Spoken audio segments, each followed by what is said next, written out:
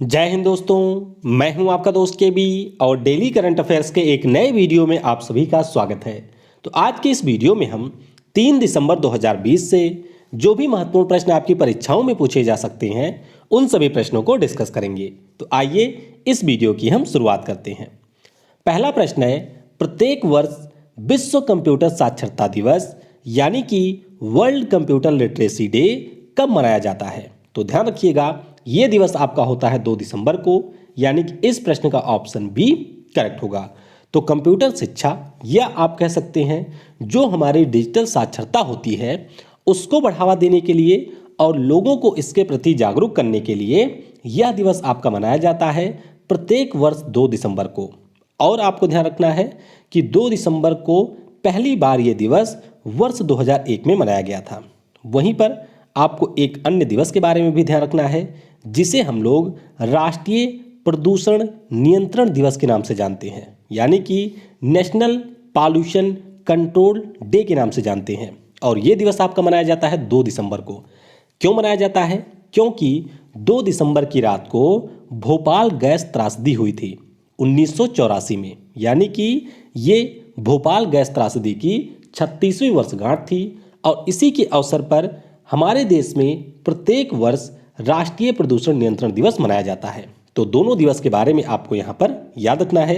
और चलिए आपके लिए यहाँ से एक प्रश्न है, नीचे आप कमेंट बताएंगे कि भोपाल गैस त्रासदी के लिए कौन सी गैस जिम्मेदार थी? तो ये प्रश्न ऑलरेडी कई बार परीक्षाओं में पूछा जा चुका है, तो नीचे आप कमेंट में उससे बताएंगे। और इस वीडियो की जो PDF है वह आपको मिल जाएगी टेलीग्राम के ऊपर। तो टेलीग्राम पर आपको सर्च करना है KV गुरुजी, जहां से आप इसके PDF को डाउनलोड कर सकते हैं।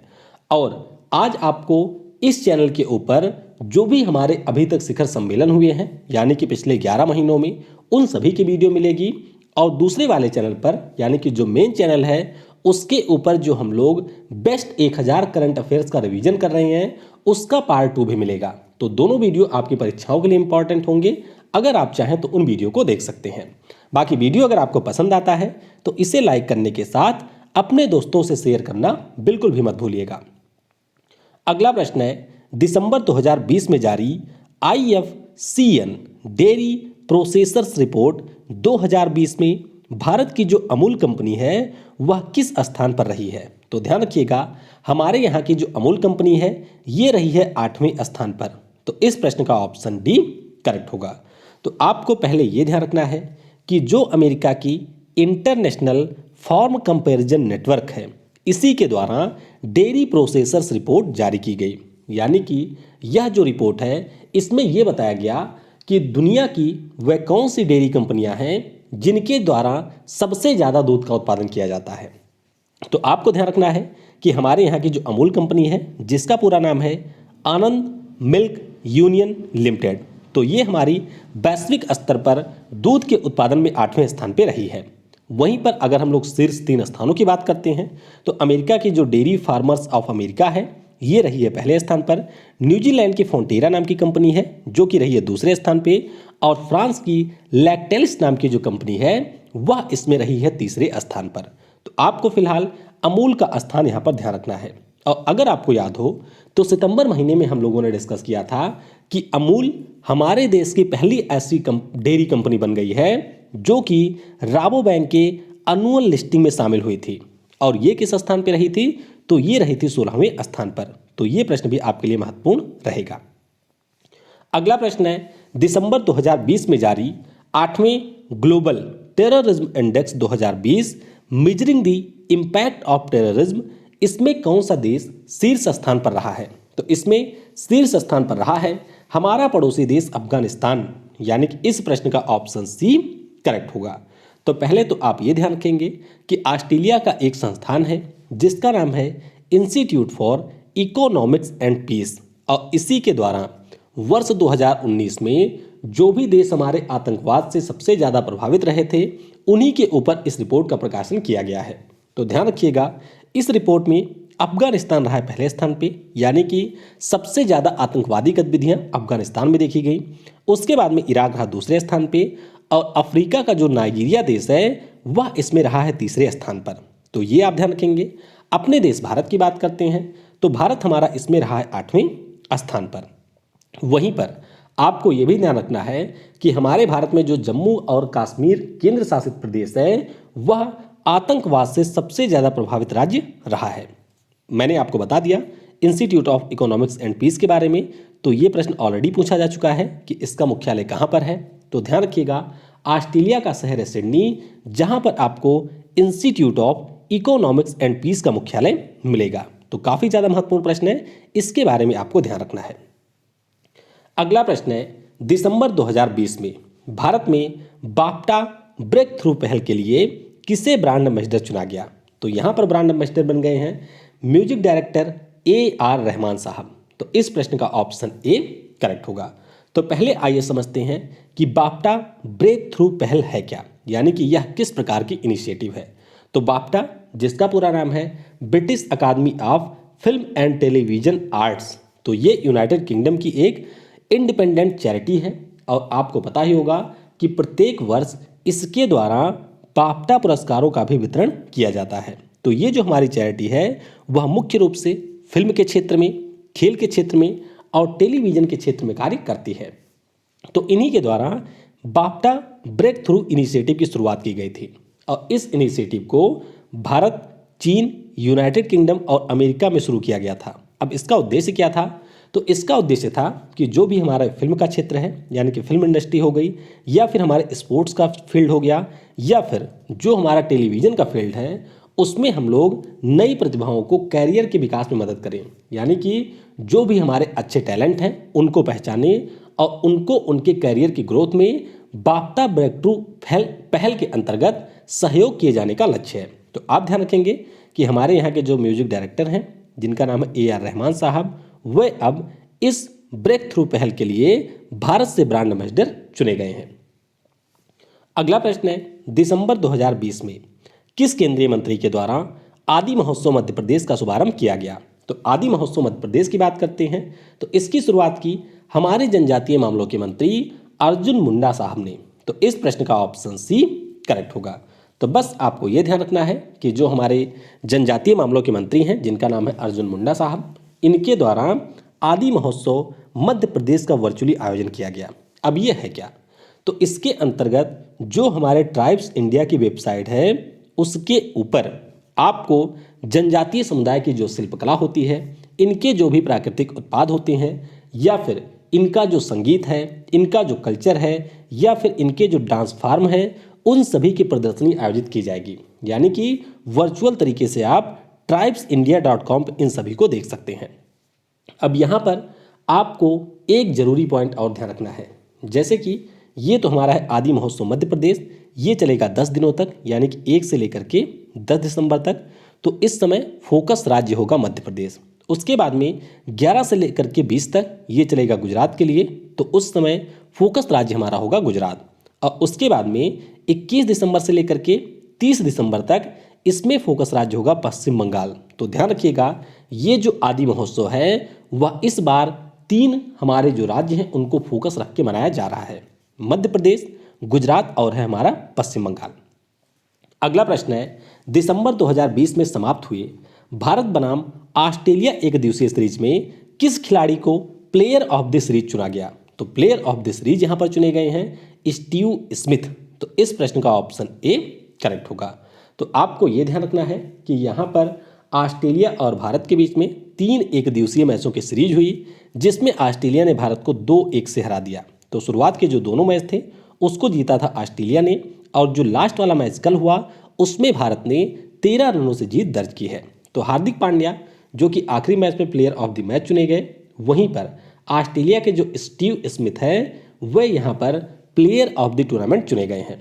अब इस मैच के दौरान आपको एक पॉइंट ये ध्यान रखना है कि हमारे भारतीय क्रिकेट टीम के जो कप्तान हैं, जिनका नाम है विराट कोहली, इन्होंने वनडे क्रिकेट में सबसे तेज 12,000 रन बनाया है। ये आपको ध्यान रखना है। अब यहाँ पर आप एक चीज़ में कंफ्यूज हो सकते हैं। कुछ समय पहले ही हम लोगों ने डिस्कस किया था, लगभग 2 दिन पहले, कि विराट कोहली इंटरनेशनल क्रिकेट में 22,000 रन बनाने वाले सबसे तेज खिलाड़ी बने, यानी कि सबसे कम पारियों में इन्होंने 22,000 रन बनाया था। तो 22,000 रन ये हम बात कर रहे हैं T20 टेस्ट और वनडे को मिला करके। लेकिन ये जो 12,000 रन है वह इन्होंने पूरा किया है वनडे में, यानी कि एक दिवसीय मैचों में। तो ये आपको यहाँ पर ध्यान रखना है। बाकी आपको एक पॉइंट ये ध्यान रखना है कि इसी सीरीज में दूसरे मैच के दौरान हार्दिक पांड्या भारत की तरफ से सबसे तेज 1,000 रन वनडे में बनाने वाले भारतीय खिलाड़ी बन गए हैं। यानी कि अब सबसे तेज 1,000 रन बनाने का जो रिकॉर्ड है वह आ गया है हार्दिक पांड्या के पास में। अगला प्रश्न है, जियान मिट्रीवेव रेडियो टेलीस्कोप ऑब्जर्वेटरी इनमें से किस शहर में स्थित है? तो ये जो ऑब्जर्वेटरी है ये आपको मिल जाएगी पुणे में, यानी कि इस प्रश्न का ऑप्शन डी करेक्ट होगा। अब ये प्रश्न मैंने आपसे पूछा क्यों, यानी कि ये जो हमारा ऑब्जर्वेटरी है यह चर्चा में क्यों आया? तो ये चर्चा में इसलिए आया क्योंकि अमेरिका की जो institute of electrical and electronics engineers है उसके द्वारा GMRT वेधशाला को माइलस्टोन फैसिलिटी स्टेटस दिया गया है। अब ये क्या होता है, यानी कि माइलस्टोन फैसिलिटी स्टेटस क्या होता है? तो इसके अंतर्गत जो हमारी institute of electrical and electronics engineer है उनके द्वारा जो भी हमारे प्रौद्योगिकी के क्षेत्र में उपलब्धियां होती हैं जो कि अंतर्राष्ट्रीय या फिर क्षेत्रीय स्तर पर महत्व की होती हैं, यानी कि जिसने एक बड़े कम्युनिटी को इम्पैक्ट किया होता है, उसके लिए ये स्टेटस दिया जाता है। तो आपको ध्यान रखना है कि इससे पहले हमारे देश में 2 बार ये स्टेटस मिल चुका है। एक तो मिला था जो हमारे जगदीश चंद्र बोस जी थे, इनको रेडियो वेव्स के लिए मिला था, और रेडियो वेव्स के निर्माण की जो प्रदर्शनी थी उसके लिए इन्हें मिला था। और जो CV रमन हैं उनके द्वारा रमन प्रभाव की जो खोज की गई थी 1928 में, उसके लिए इसे रिकॉग्नाइज किया गया था। तो फिलहाल के लिए आप ये ध्यान रखेंगे कि जियान मिट्रीवेव रेडियो टेलीस्कोप ऑब्जर्वेटरी हमारे देश की तीसरी ऐसी ऑब्जर्वेटरी बन गई है, यह हमारे देश की तीसरी ऐसी उपलब्धि है जिसे यहाँ पर माइलस्टोन फैसिलिटी स्टेटस दिया गया है। तो इसके बारे में भी आपको ध्यान रखना है। और इसका मुख्यालय कहाँ पर है? तो ये आपको मिल जाएगा पुणे में। अगला प्रश्न है, 1 दिसंबर 2020 को किस भारतीय राज्य ने अपना स्थापना दिवस मनाया? तो ये स्थापना दिवस मना दिया है यहाँ पर नागालैंड राज्य ने। तो इस प्रश्न का ऑप्शन बी करेक्ट होगा। तो आपको ये पता ही होगा कि जब हमारा देश आज़ाद हुआ था तो उस समय जो नागालैंड है वह था असम का हिस्सा। तो बाद में 1 दिसंबर 1963 को असम राज्य से अलग होकर के ये हमारे भारतीय संघ में एक इंडिपेंडेंट स्टेट के रूप में शामिल हुआ था। राजधानी इसकी आपको कोहिमा में मिल जाएगी। राज्यपाल इसके हैं RN रवि, मुख्यमंत्री यहाँ के हैं नेफ्यू रियो, और जिलों की संख्या यहाँ पर है 12। तो अरुणाचल प्रदेश के साथ में ये सीमा बनाता है। इधर आपको मिल जाएगा असम, और इसके नीचे हमारा एक राज्य है जिसका नाम है मणिपुर। अगला प्रश्न है, दिसंबर 2020 में वॉलीबॉल फेडरेशन ऑफ इंडिया के अध्यक्ष के रूप में किसे चुना गया? तो यहाँ पर अच्युत सामंत ये हमारे देश के वॉलीबॉल फेडरेशन ऑफ इंडिया के नए अध्यक्ष बन गए हैं, यानी कि इस प्रश्न का ऑप्शन ए करेक्ट होगा। और इन्होंने स्थान किसका लिया? तो स्थान इन्होंने लिया है S वासुदेवन का। तो फिलहाल के लिए आप ये ध्यान रखेंगे कि जो हमारे अच्युत सामंत जी हैं ये उड़ीसा राज्य से हैं, और इस प्रकार से उड़ीसा राज्य से ये पहले व्यक्ति बन गए हैं जो कि वॉलीबॉल फेडरेशन ऑफ इंडिया के अध्यक्ष बने हैं। तो 2020 से लेकर के 24 तक, यानी कि अगले 4 वर्षों के लिए अध्यक्ष के पद पर इनकी नियुक्ति की गई है। तो बस आप इतना यहाँ पर ध्यान रखेंगे। बाकी अर्जुन मुंडा के बारे में मैंने आपको बता ही दिया था कि जो हमारे यहाँ का तीरंदाजी संघ है उसके ये अध्यक्ष हैं। संदीप प्रधान की बात करते हैं तो जो हमारे यहाँ पर स्पोर्ट्स अथॉरिटी ऑफ इंडिया है, जिसे हम लोग भारतीय खेल प्राधिकरण के नाम से जानते हैं, इसके अध्यक्ष हैं संदीप प्रधान। अगला प्रश्न है, विश्व स्वास्थ्य संगठन के द्वारा जारी रिपोर्ट के अनुसार दक्षिण पूर्वी एशिया में वर्ष 2000 से लेकर के 2019 के बीच किस देश में मलेरिया की जो दर है वह सबसे न्यूनतम रही है? यानी कि किस देश में मलेरिया के जो केस हैं उनमें आपको कमी देखने को मिली है? तो ये देश है हमारा प्यारा भारत। तो इस प्रश्न का ऑप्शन डी करेक्ट होगा। तो फिलहाल के लिए आप ये ध्यान रखेंगे कि WHO के द्वारा वर्ल्ड मलेरिया रिपोर्ट 2020 को अभी जारी किया गया, और रिपोर्ट में ये बताया गया कि जहां वर्ष 2000 में हमारे यहाँ पर प्रतिवर्ष मलेरिया के 20 मिलियन केस दर्ज होते थे, यानी कि लगभग 20 करोड़ केस दर्ज होते थे, उसकी तुलना में 2019 में इसमें काफ़ी ज़्यादा गिरावट देखी गई है, लगभग 74% की। तो अब 2019 में केवल 56 लाख मलेरिया के केस यहाँ पर दर्ज हुए हैं। हालांकि अगर हम लोग यहाँ पर बात करते हैं तो इतने ज़्यादा गिरावट के बावजूद भी जो हमारे पूरे दक्षिण पूर्वी एशिया का क्षेत्र है उसमें से जो मलेरिया के मामले आते हैं उनमें से 88% हमारे देश से ही आते हैं और जो भी मलेरिया के कारण डेथ होती है उनमें से 86% हमारे देश से ही होती है। इसका मतलब ये हुआ कि जो हमारे दक्षिण पूर्वी एशिया का रीजन है, मान लीजिए यहाँ से 100 मलेरिया के नए केस आए हैं तो इन 100 में से 88 अकेले हमारे देश भारत से ही आते हैं और अगर 100 लोगों की डेथ होती है तो इसमें से 86 की जो डेथ है वह हमारे देश में ही होती है। वैश्विक स्तर पर बात करते हैं तो रिपोर्ट में यह बताया गया कि वैश्विक स्तर पर वर्ष 2019 में मलेरिया के कुल मिलाकर के 229 मिलियन मामले दर्ज किए गए, यानी कि 22 करोड़ 90 लाख मामले यहाँ पर दर्ज किए गए। अगला प्रश्न है, दिसंबर 2020 में जूतों की जो प्रतिष्ठित कंपनी है जिसका नाम है बाटा, इसने अपने नए चीफ एग्जीक्यूटिव ऑफिसर के रूप में किसे नियुक्त कर दिया है? तो नियुक्ति यहाँ पर की गई है संदीप कटारिया की। तो इस प्रश्न का ऑप्शन बी करेक्ट होगा। तो आप ध्यान रखेंगे कि संदीप कटारिया जो कि अभी तक बाटा इंडिया के सीईओ थे वह अब बाटा के वैश्विक रूप में सीईओ बना दिए गए हैं। अब इसका मतलब होता क्या है? तो जो भी हमारी वैश्विक स्तर की कंपनियां होती हैं उनका तो एक मुख्य सीईओ होता है, यानी कि जो सारे देश में ऑपरेट करता है, और इन वैश्विक कंपनियों के द्वारा यानी कि जो बड़ी बड़ी कंपनियां होती हैं उनके द्वारा किसी पार्टिकुलर कंपनी में अपने ऑपरेशन के लिए उस कंट्री में भी सीईओ की नियुक्ति की जाती है। तो संदीप कटारिया की बात करते हैं तो अभी तक बाटा कंपनी की ये भारत में सीईओ थे, लेकिन अब बाटा कंपनी ने इनको वैश्विक स्तर पर अपना सीईओ नियुक्त कर दिया है। तो इंपॉर्टेंट प्रश्न रहेगा ये आपकी परीक्षा के लिए, इसके बारे में आपको ध्यान रखना है। बाकी यहाँ पर शांतनु नारायण जी की बात करते हैं तो ये एडोबी के हमारे सीईओ हैं। अरविंद कृष्णा की बात करते हैं तो ये इसी साल बने थे इंटरनेशनल बिजनेस मशीन की यानी कि IBM के। और अजय बंगा की बात करते हैं तो ये हमारे सीईओ हैं वर्तमान में मास्टर कार्ड के। पीएम नरेंद्र मोदी ने किस राज्य के पंडित दीनदयाल पेट्रोलियम विश्वविद्यालय के 8वें दीक्षांत समारोह में शामिल हुए? तो ये शामिल हुए हैं गुजरात राज्य की राजधानी गांधीनगर में स्थित पंडित दीनदयाल पेट्रोलियम विश्वविद्यालय के 8वें दीक्षांत समारोह में। तो इस प्रश्न का ऑप्शन सी करेक्ट होगा।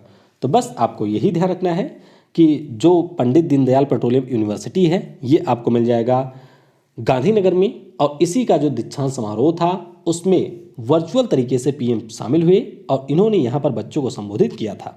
इसी दौरान पीएम के द्वारा 45 मेगावाट के एक सोलर फोटोवोल्टिक पैनल का भी उद्घाटन किया गया और centre of excellence on water technology की आधारशिला भी रखी गई है। तो बस छोटा सा प्रश्न है, थोड़ा सा आप ध्यान रखेंगे इसके बारे में। बाकी आइए कुछ अन्य चीज़ें जान लेते हैं जो कि आपकी परीक्षाओं में पूछी जा सकती हैं।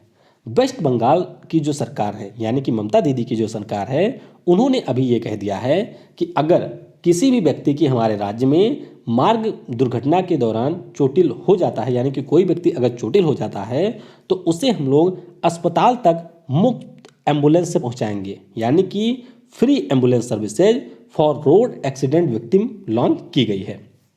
बॉर्डर सिक्योरिटी फोर्स, जिसे हम लोग सीमा सुरक्षा बल के नाम से जानते हैं, इसने अभी 1 दिसंबर को अपना 56वां स्थापना दिवस मनाया है। तो स्थापना कब हुई थी? स्थापना इसकी हुई थी 1 दिसंबर 1965 को। तो इस प्रकार से वर्ष 2020 में 1 दिसंबर के दिन इसने अपना 56वां स्थापना दिवस मनाया है। बीएसएफ के महानिदेशक कौन है? तो राकेश अस्थाना जी, जिनकी अभी कुछ समय पहले ही नियुक्ति हुई है, वह इसके डायरेक्टर जनरल हैं। अभी हमारे यहाँ के जो शोधकर्ता हैं उनके द्वारा कर्नाटक की राजधानी बेंगलुरु में एक मेढक की प्रजाति की खोज की गई है और इसका नाम रखा गया है स्फोरेथेका बेंगलुरु। क्या नाम है? स्फोरेथेका बेंगलुरु इसका नाम रखा गया है। आगे ध्यान रखेंगे कि जो अमिताभ जैन है ये छत्तीसगढ़ सरकार के नए मुख्य सचिव के रूप में नियुक्त किए गए हैं। कौन? अमिताभ जैन छत्तीसगढ़ सरकार के नए मुख्य सचिव नियुक्त किए गए हैं। एक हमारे हैं वरिष्ठ व्यापार पत्रकार यानी कि बिजनेस जर्नलिस्ट हैं, जिनका नाम है अमृत राज जी। तो इन्होंने अभी किस प्रकार से रॉयल इनफील्ड का इतिहास रहा है उसके ऊपर एक किताब लिखी है। तो किताब का नाम है इंडियन आइकॉन ए कल्ट कॉल्ड रॉयल इनफील्ड। तो बुलेट नाम की जो गाड़ी होती है उसका हमारे यहाँ पर वैसे भी काफ़ी ज़्यादा क्रेज है, तो उसी के ऊपर इन्होंने ये किताब लिखी है। और एक फार्मा कंपनी है जिसका नाम है मैनकाइंड, तो आपको पता ही चल गया होगा ये क्या बनाती है। तो मैनकाइंड नाम की जो कंपनी है इसने साउथ फिल्मों के जो अभिनेता हैं मोहनलाल, इन्हें अपना ब्रांड एम्बेसडर नियुक्त किया है।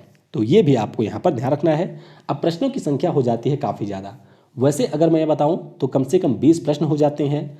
और अगर आप लोग अलग अलग परीक्षाओं की तैयारी कर रहे हैं तो इसलिए आपके लिए जरूरी हो जाता है कि मैं इन सभी प्रश्नों को शामिल करूं।